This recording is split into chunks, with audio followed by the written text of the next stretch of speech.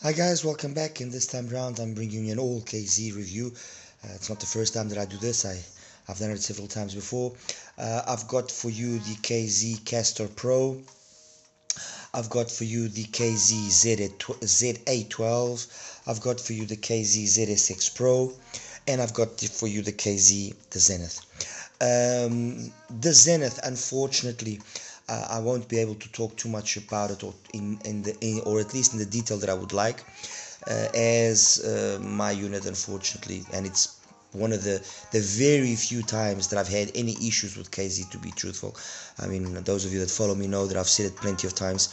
KZ actually has a pretty good QC record, at least in my books, and I buy several of their units of the same model. I've got basically every single one of their models, and honestly, I've had maybe 2 issues in the past before, and there were 2 minor issues which I actually was able to solve.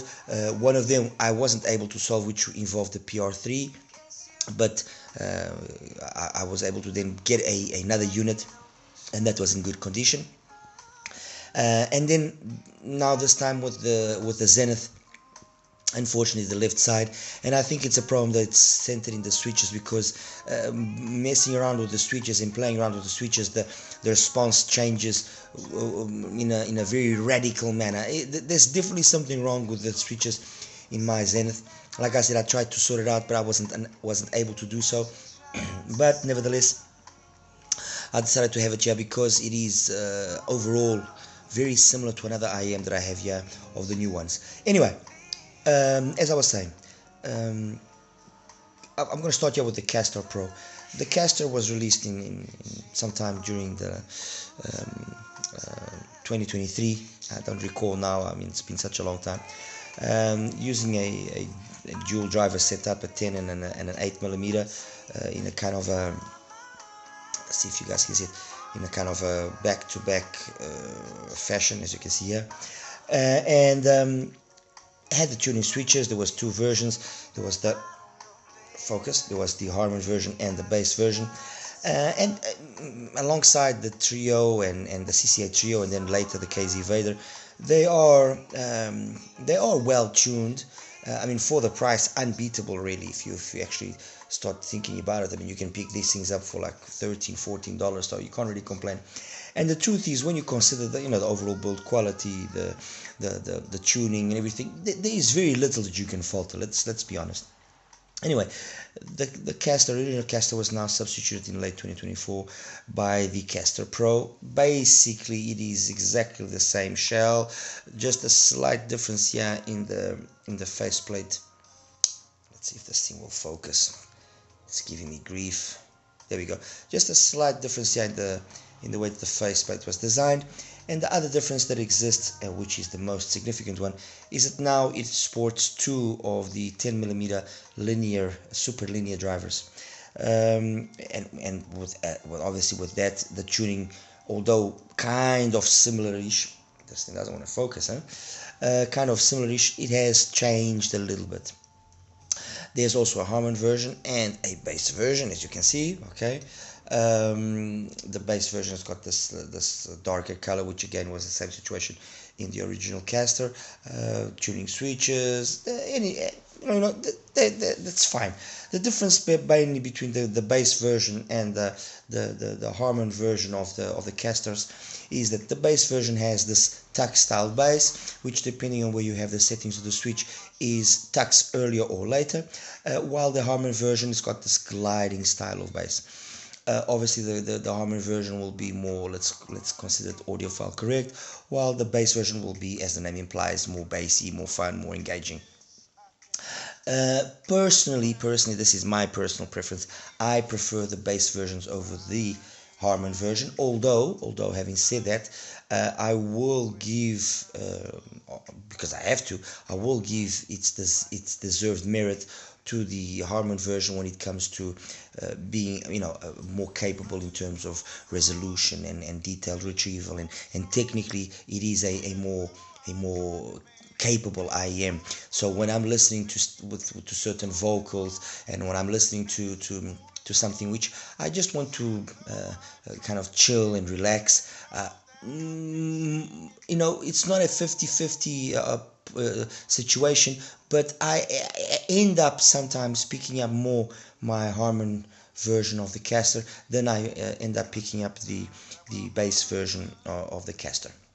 Anyway, as I said, the switches, they basically, what they do is change the way that the bass tucks in, and in the cast and in the Harman version as well, it basically also kind of lowers slightly the bass, or increases it slightly, and this will all overall affect the whole dynamics between the bass, the mids, and the treble. Talking about first about, yeah, the Harman version of the CASTOR Pro.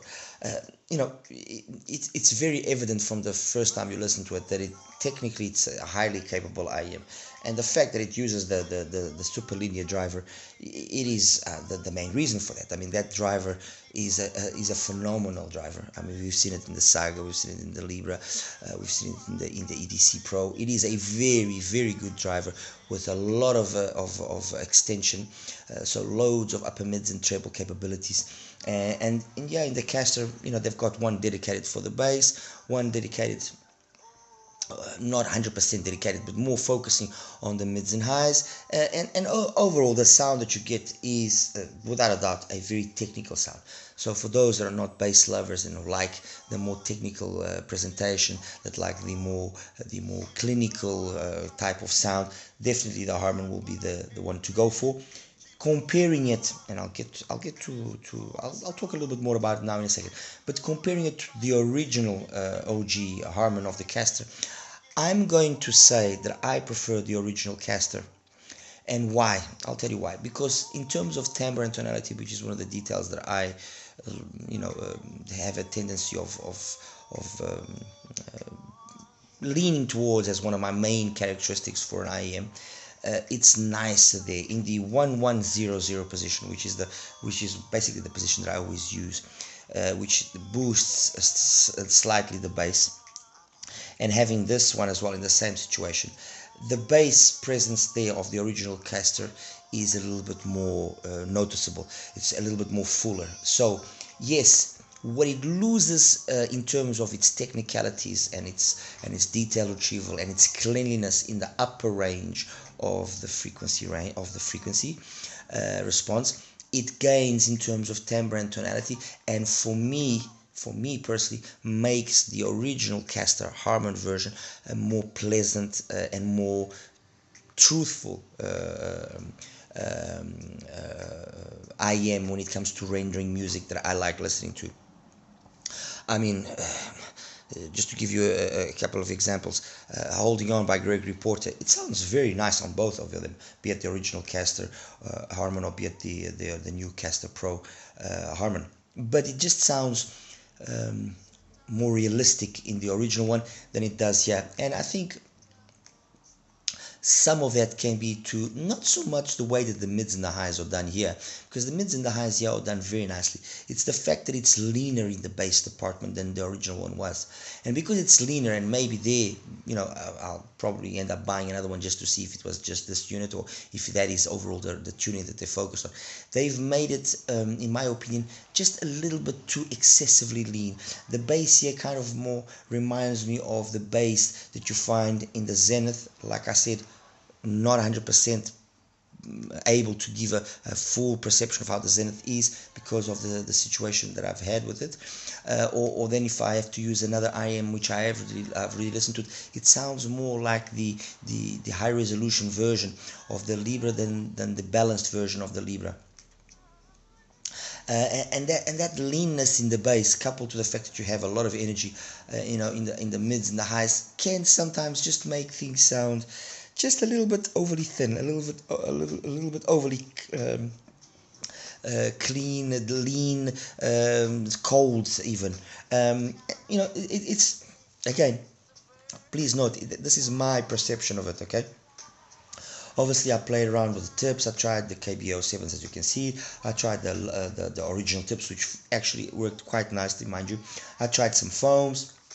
I did play around with the tips, and I ended up opting up for the KBO7s because they just seemed to be the best compromise when several factors were taken into account. So in terms of bass, clean, detailed, just lean is the only real fault that I can put onto it.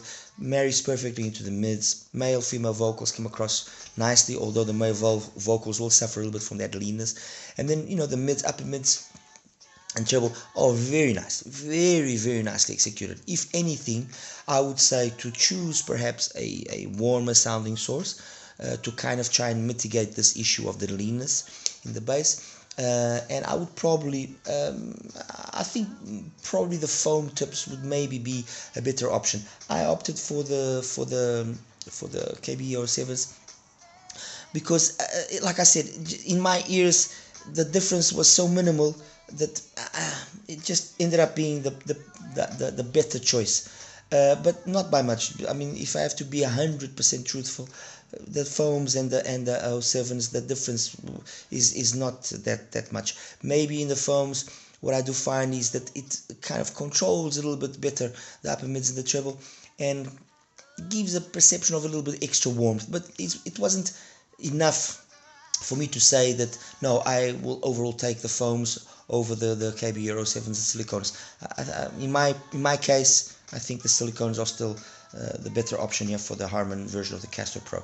So, you know, as I was saying, and to wrap it up, CASTOR Pro, the Harman version, it's a nicely, very technically capable IEM, but overall, when I compare it to the original Harman version of the CASTOR, I think the original version of the CASTOR is just that little bit more pleasant to listen to, because its timbre and tonality is more correct, and by being more correct, in my opinion and for my hearing preferences, it makes the sound be more realistic, less fatiguing, and just overall more pleasant to listen to for longer periods of time.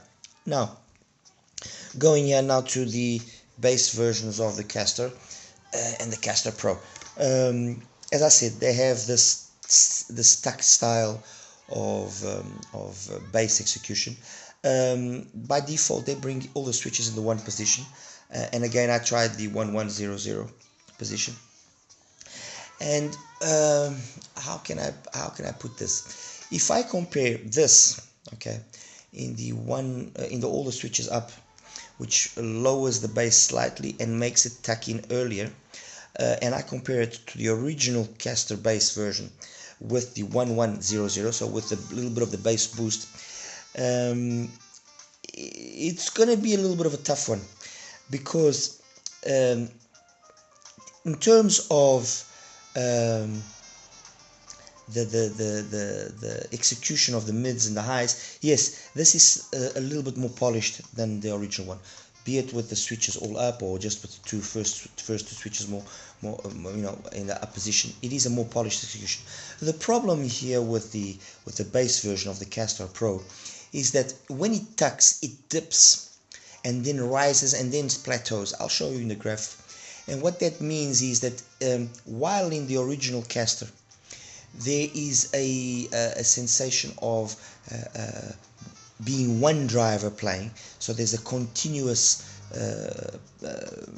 wave of sound, let's put it that way, that comes from what is maybe just one single driver. On the CASTOR Pro, you notice a certain separation.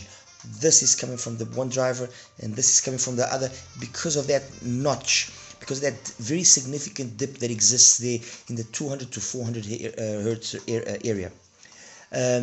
So that is the biggest fault, in my opinion, of the Pro in the bass version. It's that notch. If you have, like I said, the switches all in the one position, that notch is slightly less noticeable, and then the comparison between it and the original CASTOR is, you know, you can give and take, and they kind of trade blows, but the bass here on the original is still better executed. The mids here are still better executed. So it's a question of what is your preference. I mean, like I said, overall they very much trade blows. They very much trade blows. When now I take the CASTOR Pro, the bass version, and I flip the switches, the first to the up position again, and I compare the gain with the original CASTOR, obviously we get that extra boost, okay? that extra boost does kind of give let's say a tonality to the overall presentation of the CASTOR Pro, which is more old school, more organic, and perhaps just that little bit overall more polished than in the original CASTOR. However, the problem is that notch, that dip that you had that I mentioned, is more noticeable. So with certain songs, you will notice that there's definitely a hole in the sound in that 200 to 400 hertz area. Overall, what is my opinion? Is the new one better than the old one? Overall, I would have to say yes, it is better, because even though it has that issue with that dip in that part of the mid bass, the execution of the mids and the highs here is a more well done one. It's a better driver overall, I would guess, and you know it's very mature in the way that it puts forward its mids and upper mids and treble, and that kind of helps compensate for that notch and for that kind of lack of some information there in that area of the 2 to 400 hertz area. And compared to the OG sounds just a little bit more harsher, doesn't sound as polished. Interestingly enough, in the original CASTOR, I did a little mod here on the actual IM by changing the nozzle filter, and by changing the nozzle filter, it makes it sound more polished and more elegant. So it's something that I would perhaps say to those of you that do have the bass version, try that. Putting the different nozzle filter on the CASTOR bass, the original version, can maybe help make it a little bit more polished, more elegant in the way that the mids, upper mids, and treble are done. Let me put just over there. So, in conclusion, here with regards to the CASTOR bass in the Pro version, I would say yes, the two newer drivers do show their let's say their more recent technology, and the way that they have been tuned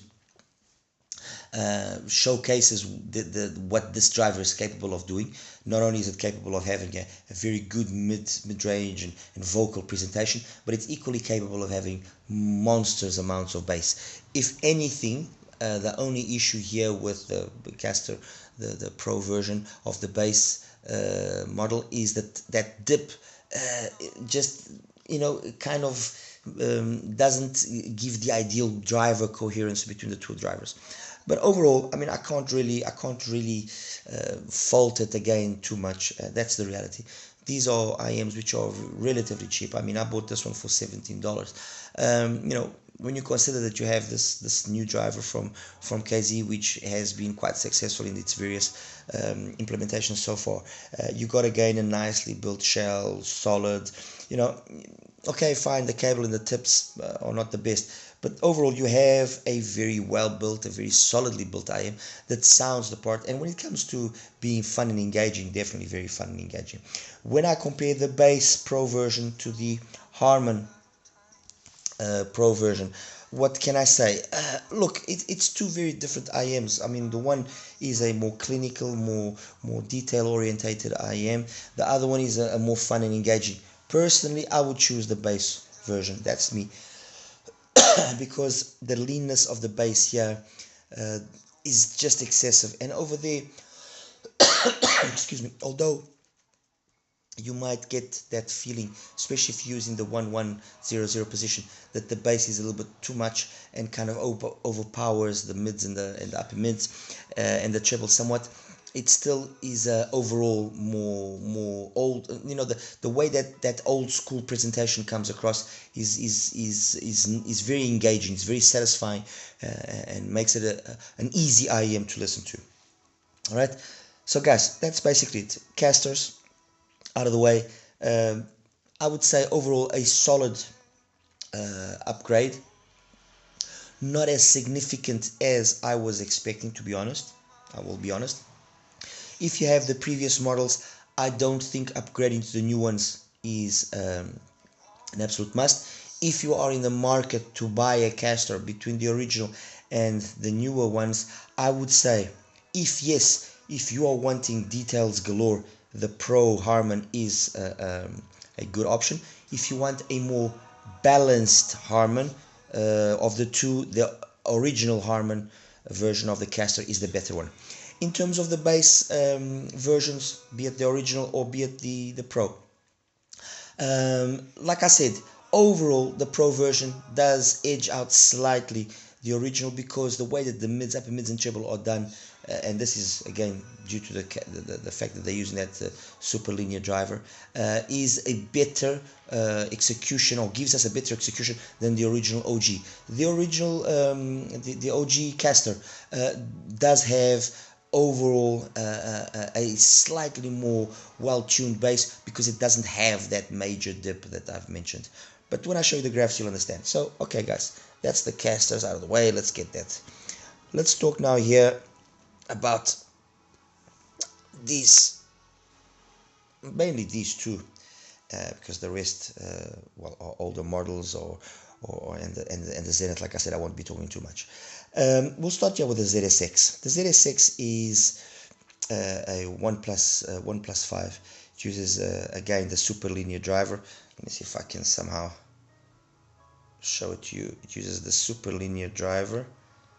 If you guys can see it there, it uses a super linear driver, and then uses 5 BAs, one of them being in the nozzle. The BAs are the 30019s and the 31736s. It is basically, in essence, the same configuration that you get in the ZS12 Pro X, and the ZS10 Pro 2 it's got the same configuration as these other previous ones, just that it doesn't have that extra BA. So this also has 5 BAs, this has got 5 BAs. No tuning switches, got the tuning switches. Look, overall, I can understand what they were trying to do here. So, and let me just rewind a little bit and you'll understand. What they have been trying to do is make the mids, upper mids and treble more polished, more detailed. Basically, the bass is kind of very similar in all three of them. But then it's the way that the bass integrates itself with the mids and the upper mids that starts differentiating them. The ZS10 Pro 2 has a little bit of a peak in that initial pinna gain of 2 to 2.5k, and then it drops off and then kind of continues therefore, thereafter. The ZS12 Pro X doesn't have that peak, so it kind of is more, it peaks, yes, from the pinna, and then drops in a more linear fashion, in a more correct Harman style fashion, if you want to put it that style. And this one, again, very similar to the ZS12 Pro X, but it dips even further in that 4 to 6k area. Overall, you could say that the balance of the sound here is just that slightly more, especially in the mids, upper mids and treble, just slightly more polished than the ZS12 Pro X. But that's just not that's accounted for, at least for me. The fact that you have no tuning switches, you got tuning switches, well, you can get this with no tuning switches as well, but the fact you got no tuning switches, and so you can't mess around a little bit with the bass, which is what you can do here. And in this particular case that I got in the 1100 position, and how that bass then matches with the mids and treble, it just makes for me the ZS12 Pro X the more sensible choice. It's got a solid build, as does the ZSX. Nothing to be said there. Maybe a little bit more old style, but it's got a solid build. The ZSX does look the part with this kind of a shell that reminds us of the original ZSX, by the way, but this nice faceplate on it and so on. I just don't feel that it's done enough to justify itself. Yes, the bass is very detailed, it's clean, it's dynamic, mids, upper mids and treble, very well executed. There's no harshness, no shoutiness, nothing.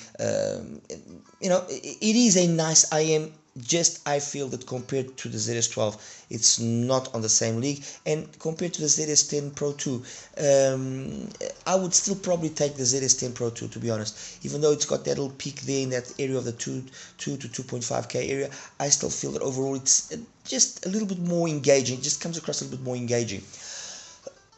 To its merit, I would say that probably here, because of the way that it's been tuned, the BAs are the ones, the way that the BAs are tuned, they sound perhaps the more how can I put this, it's not a question of coherency, because all three of them are pretty coherent. I would say that here the bass, I never really noticed an area or a song that I could feel that BA tonality or timbre, while on the ZS10 Pro 2, yes, I do occasionally get that hint of that BA timbre and tonality, and here as well. Here, because of the way that it's been tuned, I never really picked up on it, and so I'll give that to the ZSX Pro. The ZSX Pro, in terms of the way that the BA sound, is more natural, but it loses a little bit of in terms of engagement and fun when compared to the ZS12 Pro X and compared to the ZS10 Pro 2. So yeah, solid, fine, but I think at least the ZS12 Pro X makes more sense. Okay, so that's this out of the way. That leaves us now here with the Zenith and the ZA12. Well, Zenith, like I said, I've got a semi-lemon, so I'm not going to be able to speak much about it. But from what I was able to pick up in the way that I now have it, or matched, it is unquestionably, and I hope my next unit is 100%, it is unquestionably the best single DD that KZ has done, and definitely an IM that can trade blows with any IM under $150. Any IM $150, this thing can trade blows with it, very much so.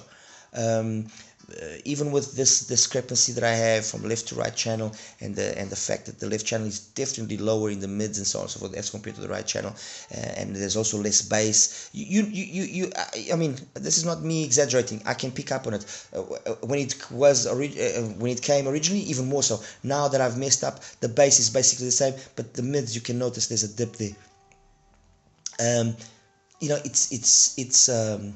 I've seen some people comparing it to the Tungsten Oxygen, and I would say yes, it can go up against the Oxygen. It can go up against the Cadence from Moondrop. It can go up against a lot of IEMs which are significantly more expensive. Yes, it is an IEM that costs about about the $60 price point, which again, you know, when you consider brings the case and so on, just a pity they didn't put the nice cable. It's not too bad. I mean, it's fine. Like I said, I would have liked to have seen the inclusion of the cable as well, since they've kind of gone all out. And the only defect I will put on it in terms of the build is that the shell is pretty heavy, so it's not a shell that you know, will maybe be an easy one to use. It's a big shell. It's a shell that's been used in other models. I mean, it's basically the same shell as here, the same shell size as the Rhapsody and the ZA10 12, sorry, and it's got a nice weight to it. It's got a nice heft to it, which confers it a nice feel of quality, unquestionably. But the weight will be an issue. So that's that. Anyway, when I get the newer the replacement, well, not the replacement because I bought it, but when I get the new set, I'll definitely review it in more detail. And then finally, yeah, the ZA12. The ZA12 uses 2 dynamic drivers and 4 BAs. Kind of the same philosophy as was used here in the Rhapsody. The Rhapsody from CCA used 2 8mm and then 4 31-736s to help out in the upper mids and treble. This one uses the 30019, the 31-736s, 2 of each, and then a 10mm super linear and an 8mm. You can look at, my opinion is this, you can look at this as kind of a more Harman tuned version of the Rhapsody, while the Rhapsody is the more tucked bass kind of style that we with the sort of bass that we see in the CASTORs and so on. There isn't look, how can I put this, in terms of mids, upper mids and treble, yes, they are both excellent, both very, very good, but I will have to say that the ZA12 maybe just edges out slightly the Rhapsody here and there. Is it because they're using also a super linear driver? I don't know, I'm not too sure. Is it because they've changed the configuration of the BAs? Again, I don't know. All I do know is that somehow the way that they've matched the driver handling the mids and then the BAs here, and the way that it's been done here, you feel that the ZA12 is more polished in its execution, more elegant, more well done. Okay, the male vocals, the female vocals, the way the instruments come across, it kind of reminds me of the Zenith.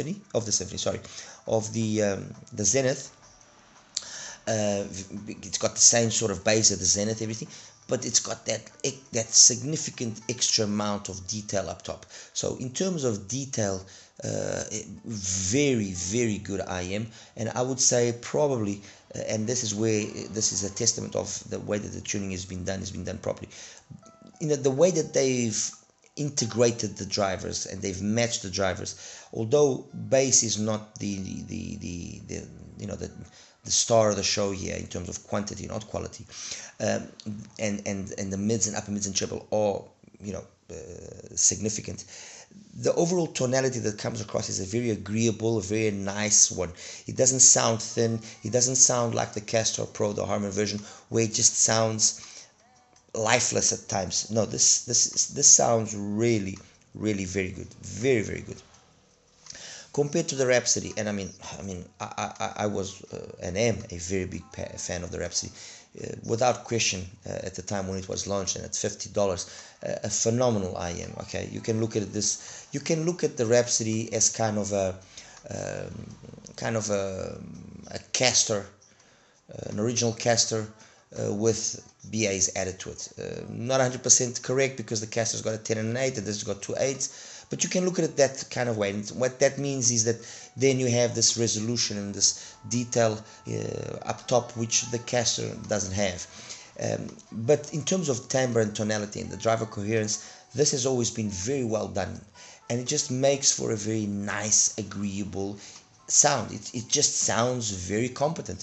And again, the Rhapsody can trade blows with other hybrid IMs significantly more expensive than it, and can beat them, mind you.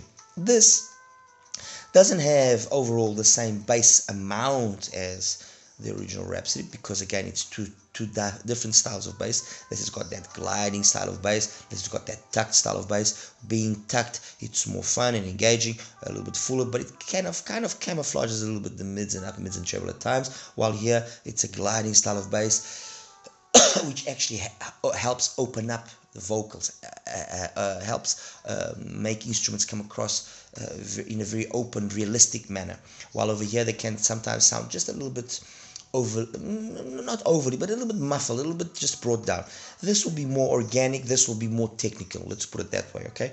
But the interesting thing about the ZA12 is that although it's technical, it's a technical that, because it's been well put together, well mixed and matched and tuned, it just sounds very competent. It doesn't sound clinically or over clinical or over cold or sterile or anything. It just sounds very competent. It's not going to be a bass lover's monster IM no, but like I said, it's got more than enough bass.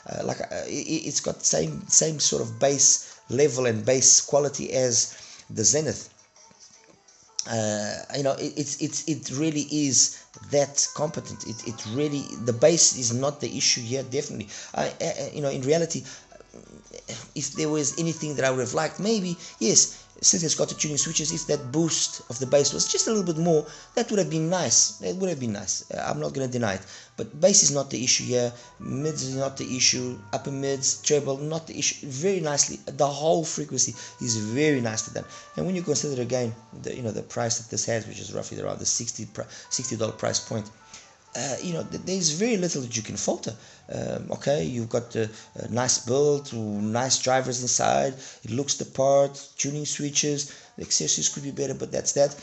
But this is an IM that, much like the Rhapsody before it, can very well go up against hybrids, which are 2 and 3 times the price, and give them a good run for the money. That's the truth. And even compared to the Hydro from CCA, although the Hydro has got more drivers, so maybe not 100% the ideal comparison.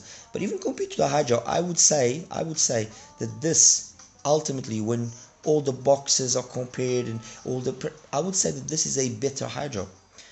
While the Hydro compared to the Rhapsody, I did say that yes, they'd done enough to justify it, because the Hydro was significantly more expensive than the Rhapsody. The Hydro was twice the price of the Rhapsody, so you could say that yes, okay, they've done enough there. They've really cleaned up the tuning. I would say that the ZA12, the KZ ZA12, compared to the CCA Hydro, is a better IM overall than the Hydro, because it gives us very much that sort of mature tuning that the Hydro has, but with way less BAs, and an overall coherence and matching and tuning that is just very, very agreeable. I mean, it's a really nice sounding IM. So there you have it, guys. The CASTOR Pros, I've said what I've said. The bass will probably be the CASTOR Pro bass, will probably be the one that makes the most sense. With regards to the ZS6 Pro, I think it's a pass. The ZS12 Pro X is a better IM, and the 10 Pro 2 also. With regards to the Zenith, like I said, loads of potential. I can't wait to receive the second unit so that I can finally hear it properly. And then, yeah, compared to the ZA12, I would say that yes, again, a solid IM, worthwhile contemplating, and compared to the Rhapsody, I think, although, like I said, one is more Harman tuned, one is more bass tuned, let's put it that way. So this is stacked bass, gliding bass. Overall, I feel that this is probably just that little extra more audiophile than the Rhapsody was, and when compared to the Hydro, better done than the Hydro. Although the Hydro again also had that tuck style of bass, it's still an overall more competently tuned IM than the Hydro. I mean, it's not like it's, oh, I have a Rhapsody, now go sell the Rhapsody and go get the ZA12. No, I'm not gonna say to do that. But if you do want a nice complement and a nicer variation of this formula, definitely the ZA12 will be a good complement to the Rhapsody or to the Hydro, mind you. Alright, guys, show you the graphs and we'll wrap it up.